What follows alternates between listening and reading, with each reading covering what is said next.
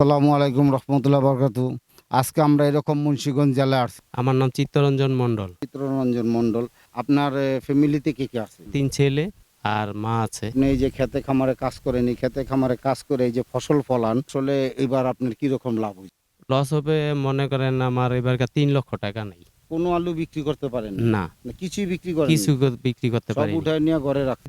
যে আলু গৃহস্থী করছে এবারকার যে মাইর খাইছে, তা এবারকার মতন আমার মনে হয় ১০ বছর এরকম হয় নাই।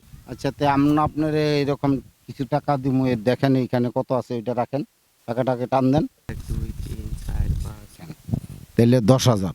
হুম? হ্যাঁ, কত ১০,০০০ না? ১০,০০০। তো এখন এই যে টাকা আপনার কাছে আপনার কিরকম লাগছে? টাকা তো লাগতাছে, তো আপনি আমার টাকাটা দিবেন, আমার তো অনেক মন খুশি লাগতাছে। তা আসলে আমরা এরকমভাবে বিভিন্ন জায়গায় যাই, বিভিন্ন মানুষকে সহযোগিতা করার চেষ্টা করি।